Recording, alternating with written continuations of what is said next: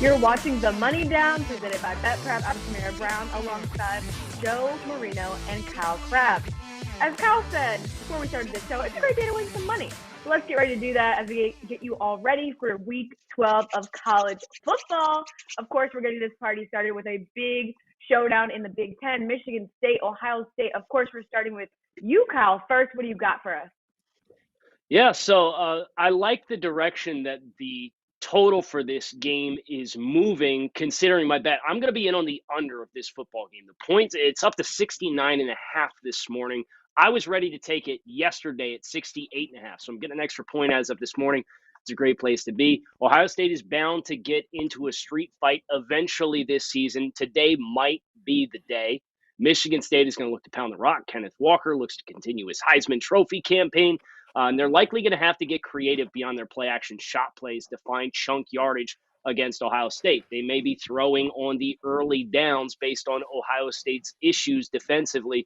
But at the same time, I think Ohio State does have a talent advantage.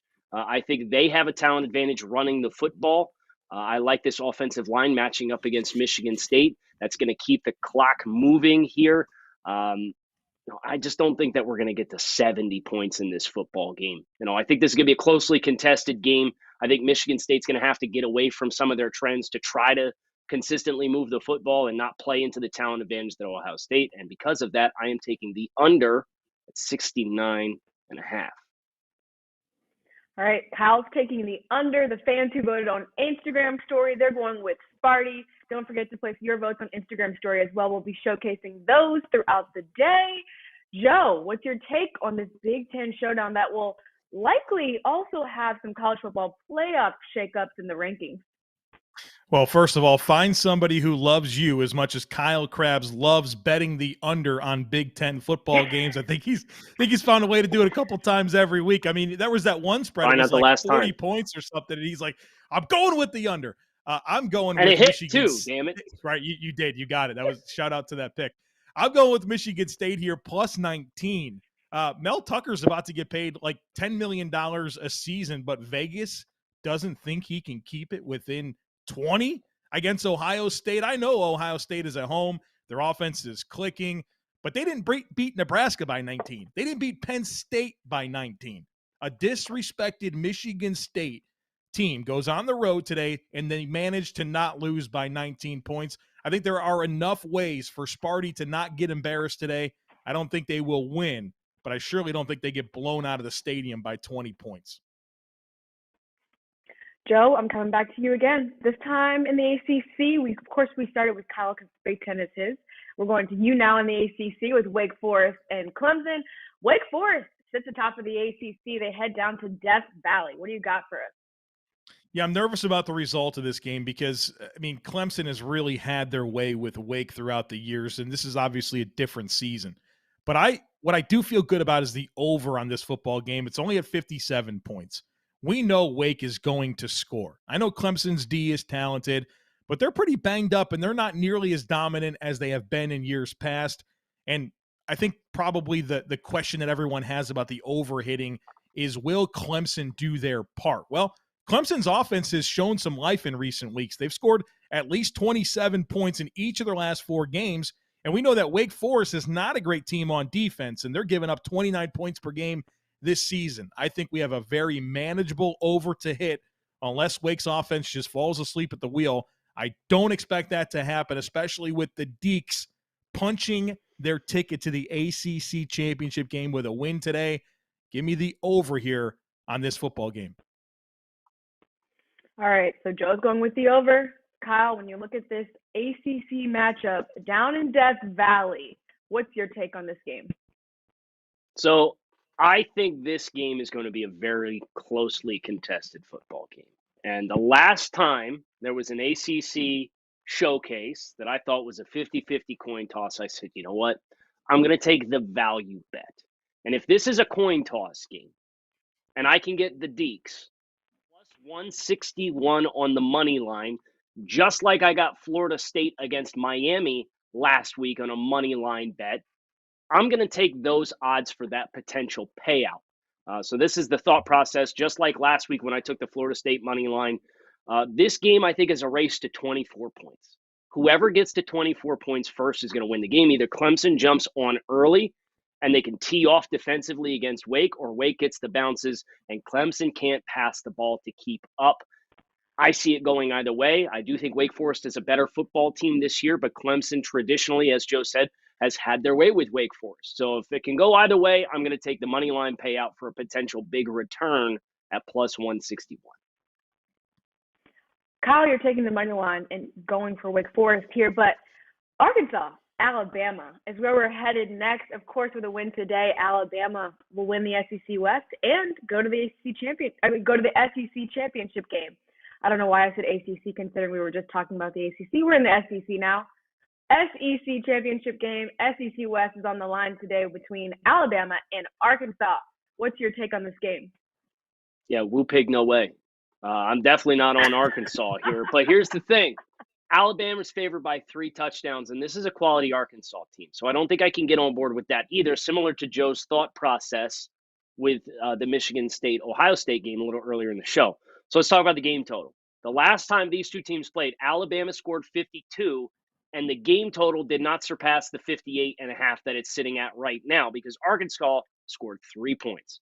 This season, Arkansas has scored 0 points against Georgia, 16 in overtime against LSU, 20 against Texas A&M, and on the lexicon of SEC defenses, Alabama slots behind Georgia and ahead of everybody else. So I'm in on the under at 58.5.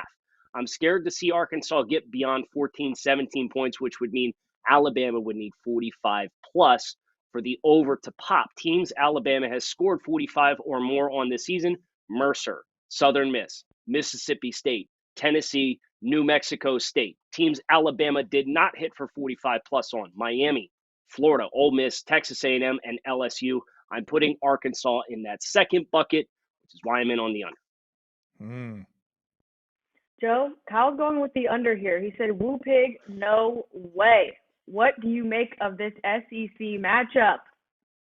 Well, Kyle has a compelling case there for the under. I like the over in this one. Bama's going to score. I think they put up a 40-burger at least today.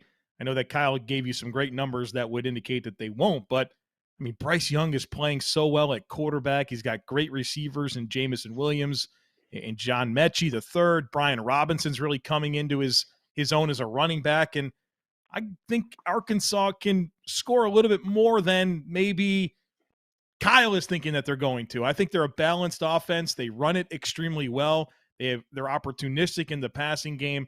And so I'm thinking that they can challenge for 20 points. And so if I think Bama gets to 40 and I think Arkansas gets to 20, I'm not a math guy here, but that's at least 60, and 60 gets us to the over. So Kyle and I in direct conflict here on this pick. But you know what we're not in direct conflict on? Being at the SEC championship game. What could possibly be better than guys being dudes on the road? The Draft Network and Bud Light Seltzer are bringing the party to the SEC championship game in Atlanta on December 4th, and we hope to see you there. The Draft Dudes, that's Kyle and I, and the TDN team will be hanging out, playing games, giving away swag, and enjoying some Bud Light Seltzers right across the street from Mercedes-Benz Stadium in the CSX lot ahead of the 2021 SEC title game. We hope that you'll come out and join us for an afternoon full of fun and football with the Draft Network and Bud Light Seltzer down in Atlanta. Let's go. Sounds like a great time, Joe. Wish I could be there in Atlanta hanging out with the Draft Dudes. I'm sure the SEC championship is going to be amazing, so guys, don't miss that. SMU, Cincy. Joe, I'm going back to you for this one. Of course, number 5 Cincinnati is going to be looking to add another signature win to their resume. Obviously, they have that big one over Notre Dame. But what do you have dialed up for this matchup between these two teams? I think Cincinnati wins this game, but I like SMU plus 10 in this football game. I think we have strength on strength here. SMU is outstanding at passing the football, averaging 330 yards per game. Cincinnati is great at stopping the pass. They can see just 164 passing yards per game. But what can't be slept on is that SMU can also run the football. They have a nice running back there in Ulysses Bentley, who's had some big games this year. And to me, that's going to be enough to keep this game close against a Cincy team that has been on notice all year in terms of winning consistently by delivering the style points. We've seen them play some tighter football games. SMU's a good team. I think Cincy wins, but SMU covers. Kyle, he's going with SMU is going to win, and Cincy is going to cover. What light can you shed on this matchup that's going to help the people make some money today? Well, Ronald Coward adjusted line Kyle nearly showed up for this bet. I could tell you, because last night it was at 10.5, and I didn't like 10.5. But I do like Cincinnati at -10, where I get the push on a 10-point margin. So give me Cincinnati to cover 10, understanding push very well me into cards, because Cincinnati has found themselves in dogfights in style point matchups against teams like Navy and Tulsa this season. But SMU's like an objectively good team. And I think they are a comfortably better unit than both of those other teams that were very narrow and less than 10-point margin of victory. I think they won those two games. Cincinnati did by 15 combined points. But I'm going to take Luke Fickell's group to continue their push for the improbable. They have to woo the playoff committee. They're at home. And I do think the DB pairing Joe mentioned, their ability to stop the pass of Sauce Gardner and Kobe Bryant, is enough to help put enough of the screws on Tanner Mordecai and these pass catchers, Reggie Roberson, Greg Calcaterra, Rashee Rice, and help the Bearcats win by 10 or more.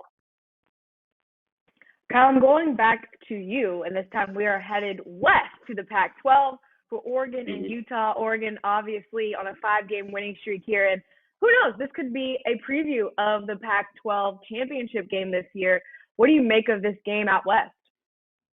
Yeah, this is interesting that Utah is favored at home in this football game. And as you can see in the game trends, Utah is 17-3 as favorites in their last 20, and Oregon is 4-12 as underdogs in their last 16. So the trends historically are not promising, but this doesn't pass the sniff test to me. So I'm not going to touch it.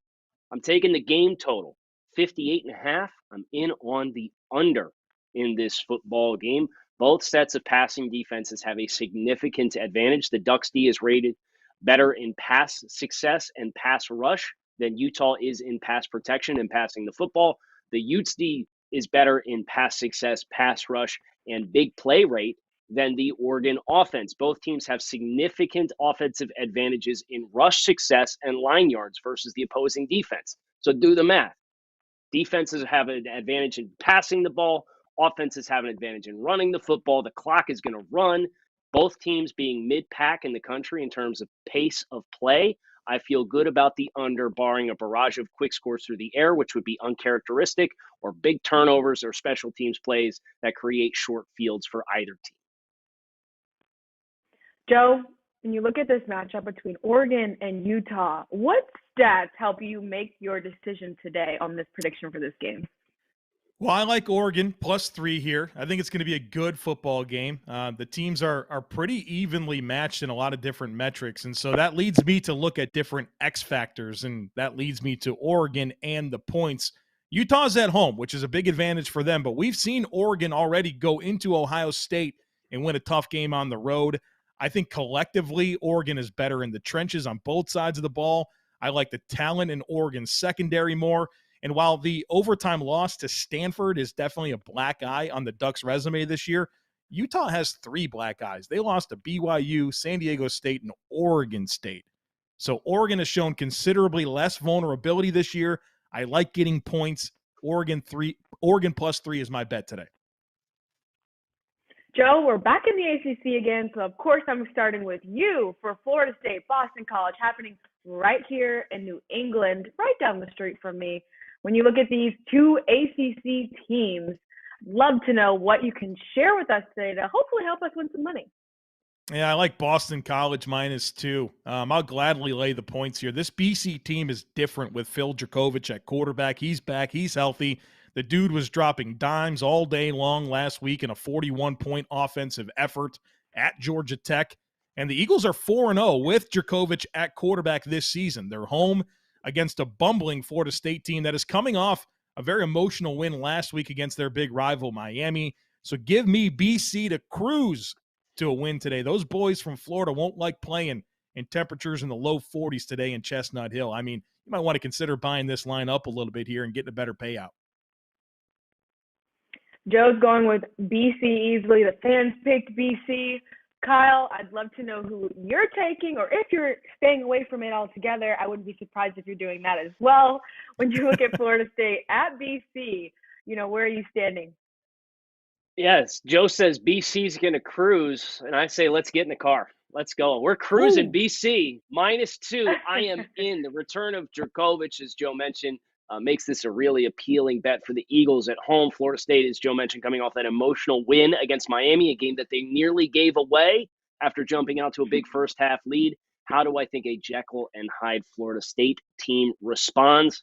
Not well. Not well at all. BC plays stout defense. They just don't create a lot of dynamic, game-changing plays, negative plays. But I think Florida State will handle that for them this week, meaning the slow and steady style of BC defensively can complement the return of Djokovic to put points up and cruise, as Joe said, to a dub here in Chestnut Hill. Kyle, Baylor, Kansas State. We got our notebooks out here ready to jot down some things that might help us out when we look at this game and we're trying to make our picks. What can you share with us? So the game total at 49.5 is the most interesting thing to me. I look at pace of play. These are two of the slowest offenses in the country. Kansas State can lock horns with the rushing attack of Baylor. They're 12th defensively in line yards this season in the country. KSU 21st in finishing drives defensively. Dave Aranda on the other side, defense might be low scoring, but State and Baylor are both top 20 in explosive plays this season. Both offenses are top 40 in finishing drives inside the opposing team's 40-yard line and getting points. Kansas State, one of the worst tackling defenses in football, and Baylor holds a major advantage in special teams ratings, which could potentially set up a score like it did against Iowa State earlier this season. 50 is a modest number. I think modest gets it done today. Over in this contest of 50. Joe, he's going with the over on this matchup. But when you look at these two teams in the Big 12, what's your take on it? Yeah, I like Kansas State in this one, laying just 1 point. There are some glaring dynamics in this game that stand out to me. First of all, Baylor's just been a really bad road team. As you see there in the game trends, they're 2-8 on the road in their last 10. And if I'm not mistaken, those two wins came against Texas State, and Kansas. And obviously, we all know that Baylor is coming off that big emotional win over Oklahoma. They're facing Kansas beat Texas, man. Yeah, right. That I'm not sure that Kansas beat Texas is a quality win.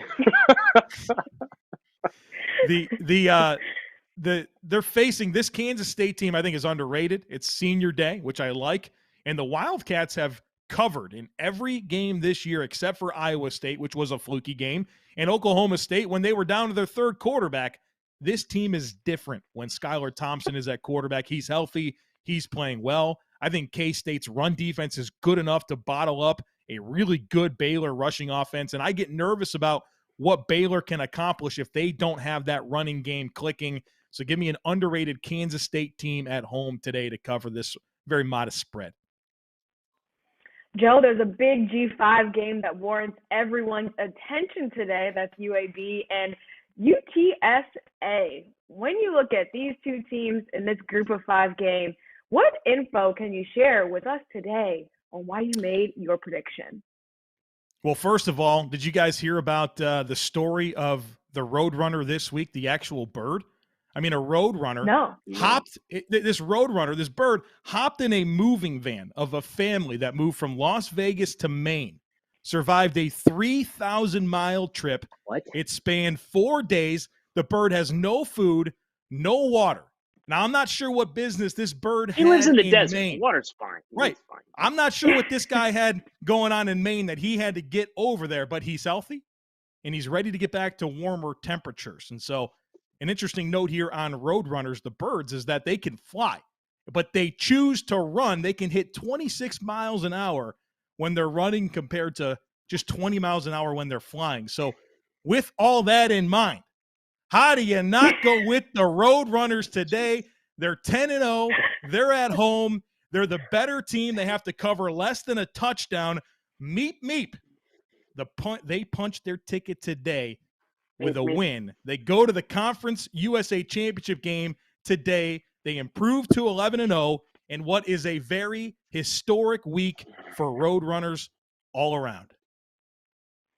All right, so he's saying that story was great luck. So you should go with University of Texas at San Antonio. I really enjoyed that Roadrunner story, and of course I'm going to go Google it once the show is done. But Kyle, how do you follow up that great story that he just shared with your prediction today? You don't. Sorry, I don't have any feel-good stories for you or like kids' movies yet to be made, animated movies of a talking Roadrunner that gets boxed up and has to make his journey home like Homeward Bound or anything like that. I don't have anything like that. But, Joe, I do have a question for you. Put Joe back up here. I want to ask Joe a question. What do you say about NFL teams and trying to get over the hump when they're a team that's contending for potentially a Super Bowl? What do you talk a lot about? Oh, you got to pay your dues. You got to pay your dues. You got to pay your dues. And UTSA, are you ready to be that program? UAB is an annual contender for the Conference USA Championship. They've won the conference 2 years in the last 3 seasons. UTSA is in uncharted waters. UAB is still an objectively good team while they are not undefeated like UTSA. And UTSA does have the advantage of playing at home.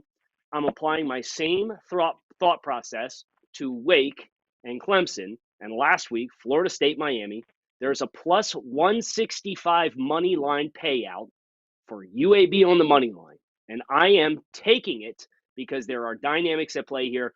I don't know that UTSA is ready for this moment. Joe mentioned it's a historic week for Roadrunners everywhere. We'll see if they are up to the task. UAB is rolling in with some confidence. They just came off a road win against Marshall as well. I'm taking the experience in big games of UAB and betting on this payout potentially hitting. Kyle, I'm going back to you again. UCLA, USC, the battle for the victory bell is on the line today out in the Pac-12.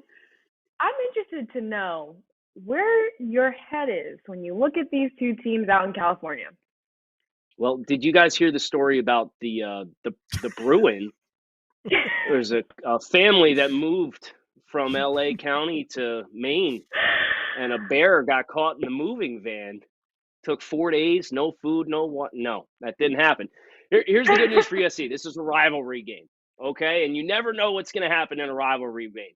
But that's about the extent of the good news for SC, because the bad news is they've been playing like crap for the past month. They're 1-3 in their last 4, with the lone win coming in a 7-point home win against Arizona. The same Arizona that's 1-10 and got waxed by Colorado by 34 points this season and lost to Northern Arizona this year. Their other 3 games were a 16-point loss to Utah and 15-point losses to ASU and Notre Dame.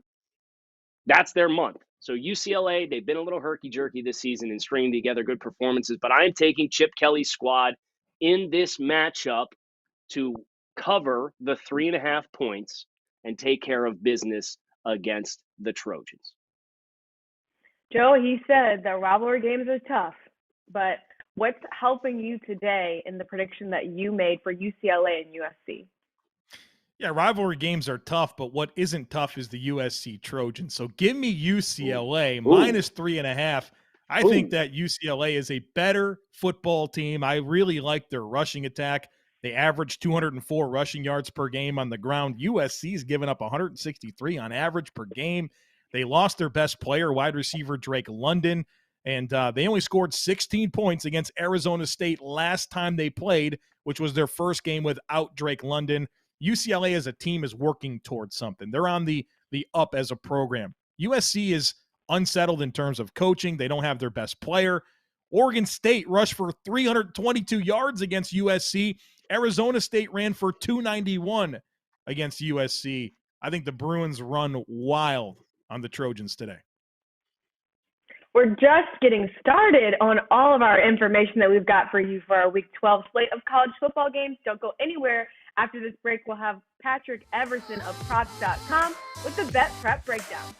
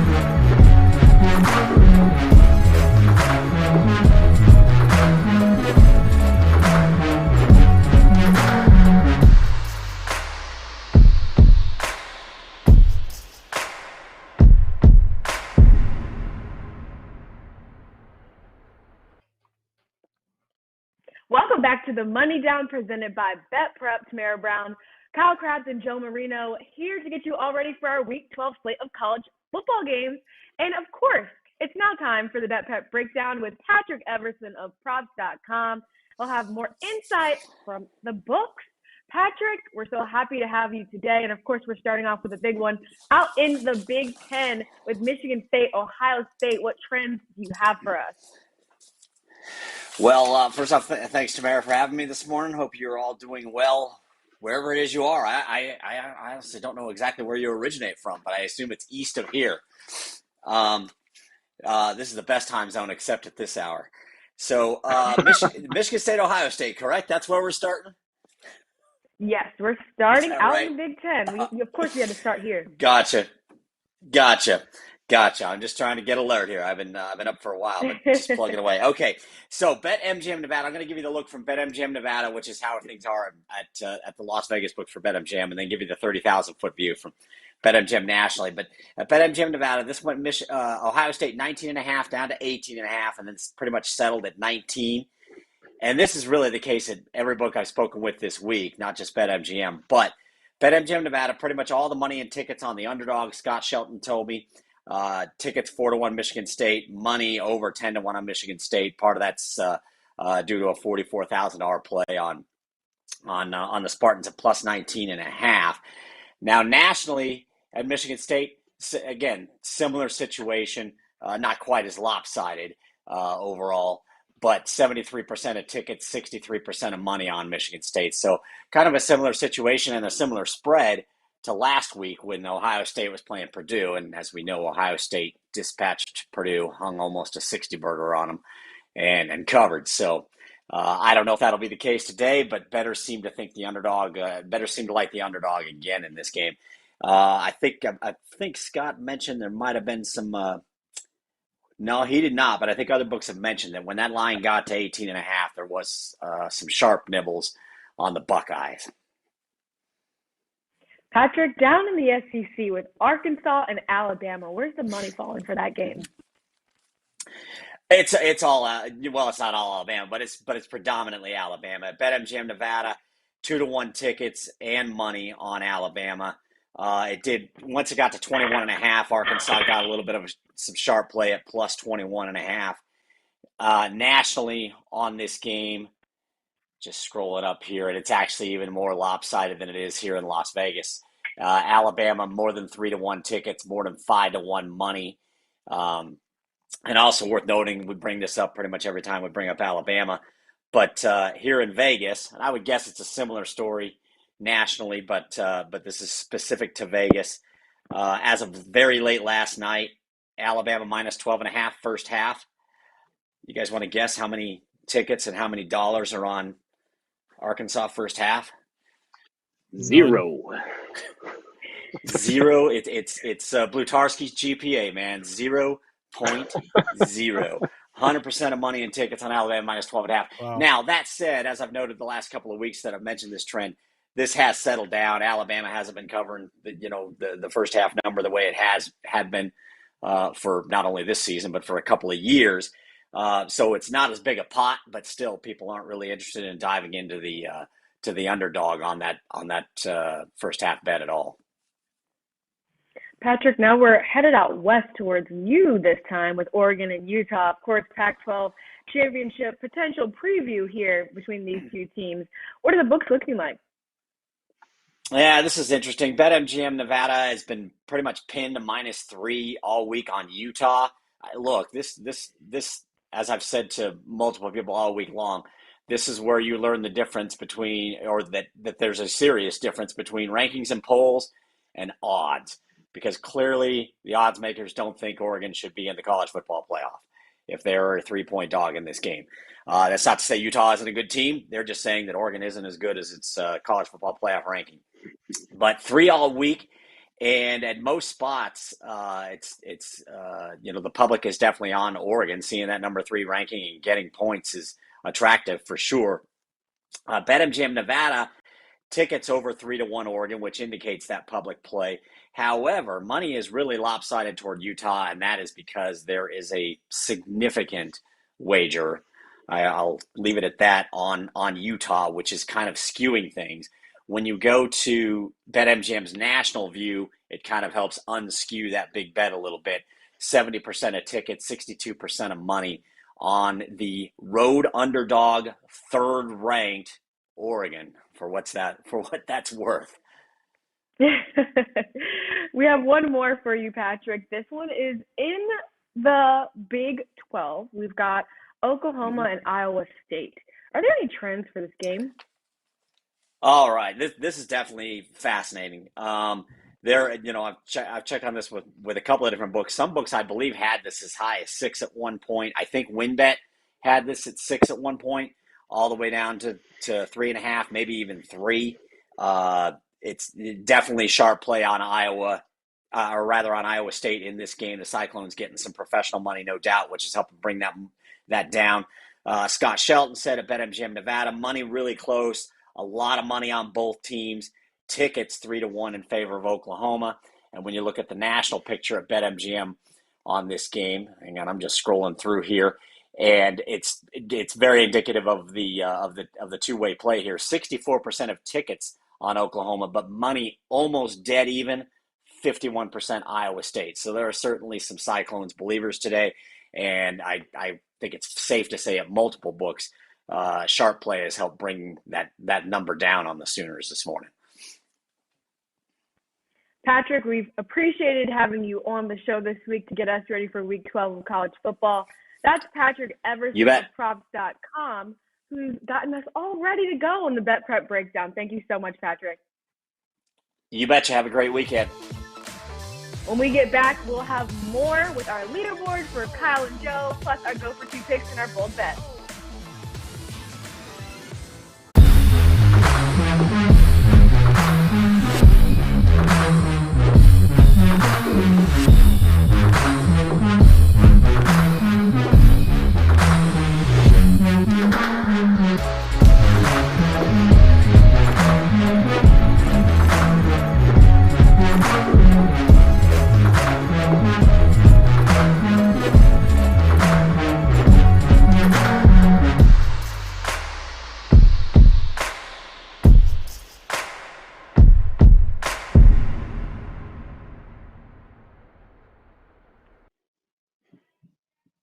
We're back with more on the Money Down presented by BetPrep. It's now time for our leaderboard, Go for 2 picks, and our bold bets. Let's see this leaderboard for this week to see where Kyle and Joe are standing. 3 in a row. It's a great day to make some money. I went 6 and 8. That's the worst though, right? Because it's like you're right. Yep. If you're I don't know, what'd you do? We go for 2s last week. 1 and 1. So 3 straight weeks I went 6 and 8 and went 1 and 1 on my Go for 2s. Yep. So you hit that other Go for 2, you're in the positive. Right. That's why you got to take the money line right, on some Joe, of these dogs, man. It's the way. Joe, we're going to try to get you back in the positive after this week. We're going to try to get you there. All right, he's got his cap on. He's getting ready to go. You're here for it. Okay, Joe, we're going to start with you first, hoping to start you off on a good foot. What's your first Go for 2 pick? All right, we're going away from the ACC. Part of my 1 and 1 stretches of Go for 2s has been sticking in the ACC. We're going to venture out this week. Texas versus West Virginia. I like the under in this football game. It's at 56.5.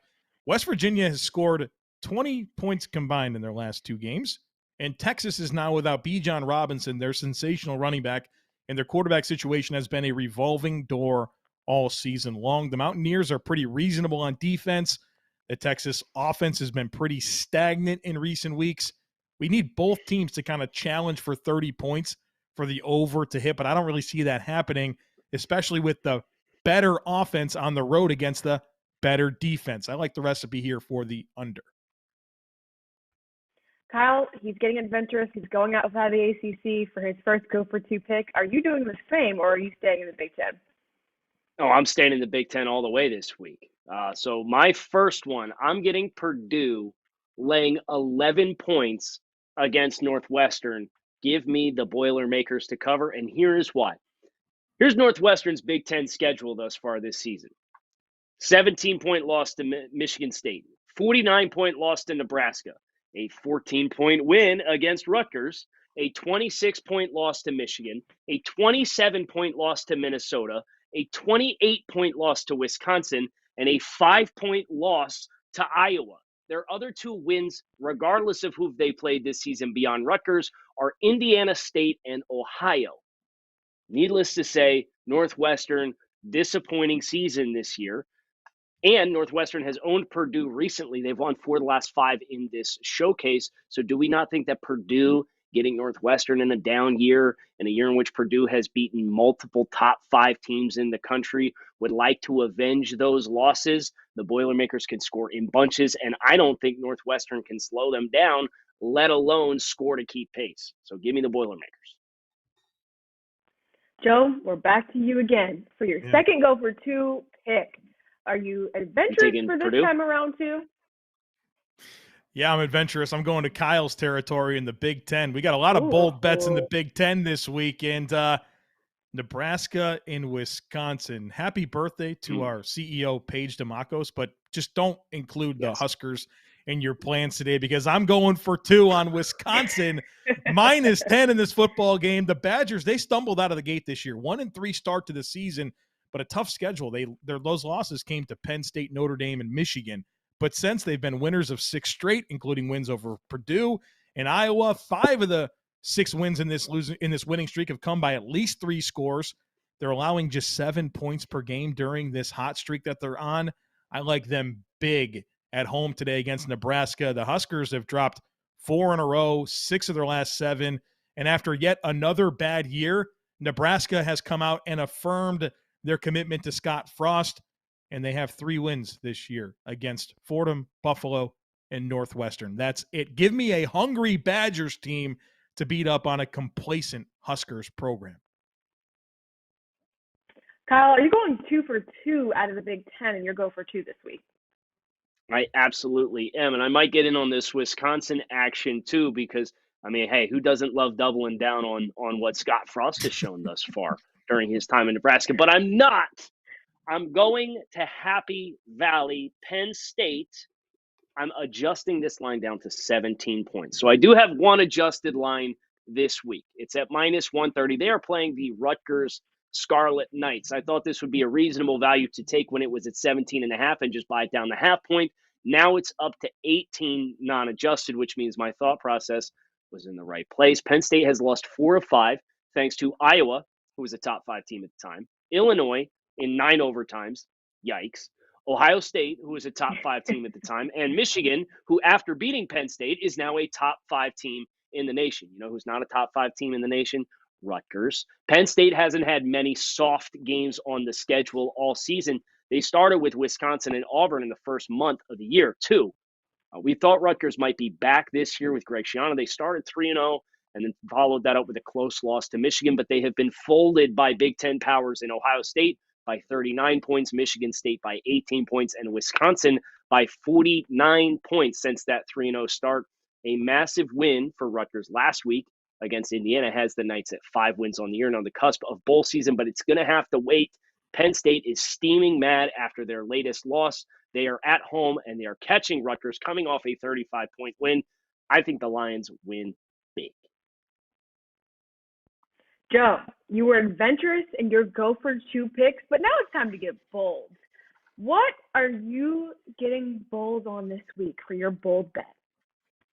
Well, we're bringing it back to the ACC, Tamara, and I'm in on the Hokies today. Miami versus Virginia Tech. Give me Virginia Tech money line. The Hokies got better this week, Tamara. You know that. They fired Justin Fuente. And I think there's value in taking the money line here. You're going to see Miami favored by 7 or 8 points, depending on the book. But I think that the Hokies, they rally behind J.C. Price, who was an All-American on the football team back in 1995 at Virginia Tech. He's Virginia Tech through and through. His wife played basketball at Virginia Tech. They want this. Meanwhile, Miami, bumbling team, they were asleep at the wheel last week against Florida State. There's questions surrounding the program with Manny Diaz and the head coach and where they're headed. So give me an inspired Hokies team to go down to South Florida and win one. From your mouth to God's ears, I would love a win today against the Miami Hurricanes. My favorite shirt from when I went there, we had a T-shirt and it said "Sucks to be you" with the U logo. It was amazing. Definitely one of my top 5 favorite shirts. It was amazing. Like that. Kyle, what's your Yes. bold bet? Finish out strong here. I'm afraid I'm not shamelessly pandering to you like Joe is with this Virginia Tech bet, but I'm taking Missouri at home on the money line to beat the Florida Gators. You want to talk about programs in shambles. The Florida Gators are a team in shambles that looked like they had just won the national championship in the locker room, celebrating a 70-52 win against Samford. Not Stanford with a T and an N, Samford with an M. That kind of celebration ain't my cup of tea, and for that reason, I'm out. Florida a couple weeks ago, they gave up 40 and a loss to South Carolina where they got shellacked. Missouri's at home. I think they eat a W today. Well, we're done preparing you for the Week 12 college football slate of games, but tomorrow we'll be back at 11:45 a.m. Eastern Time to get you ready for Week 11 of the NFL slate of games. So we hope to see you back here tomorrow. Thanks so much for joining us today. Have a great Saturday.